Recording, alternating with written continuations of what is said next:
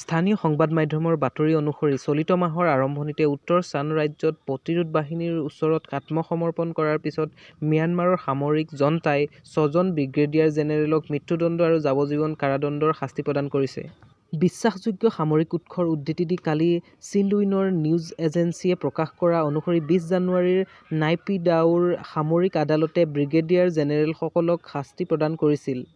৬জনৰ ভিতৰত ৩জনক মৃত্যুদণ্ড আৰু ৩জনক যাৱজ্জীৱন কাৰাদণ্ডৰ শাস্তি প্ৰদান কৰা হৈছে বুলি চিনহুইনে প্ৰকাশ কৰিছে।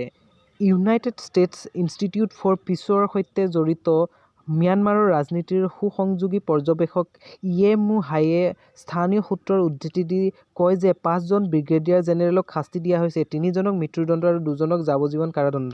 উত্তৰ চান ৰাজ্যৰ কুকাং স্ব-প্ৰশাসিত মণ্ডলৰ ৰাজধানী লাওকাইত থকা সামৰিক বাহিনীৰ আঞ্চলিক অভিযান কামাণ্ডক ৫ জানুৱাৰীত ম্যানমাৰৰ নেচনেল ডেম'ক্ৰেটিক এলায়েন্স আৰ্মি চমুকৈ MNDAA-ৰ ওচৰত আত্মসমৰ্পণৰ আলোচনাৰ বাবে দায়বদ্ধ আছিল এই ৬জন জেনেৰেল। MNDAA-ই লাওকাই দখল কৰা, যিটো অপাৰেচন 1027ৰ অন্যতম মূল উদ্দেশ্য আছিল। যিটো আক্ৰমণ গোটটোৱে নিজৰ মিত্ৰ আৰাকান আৰ্মি আৰু টা আং নেচনেল লিবাৰেশ্যন আৰ্মিৰ সৈতে আৰম্ভ কৰিছিল। দীৰ্ঘদিনীয়া কুকাং পুনৰ বিজয় সম্পূৰ্ণ কৰিছিল, য'ৰ পৰা ম্যানমাৰে ২০১৯ চনত সামৰিক বাহিনীয়ে ইয়াক বহিষ্কাৰ কৰিছিল।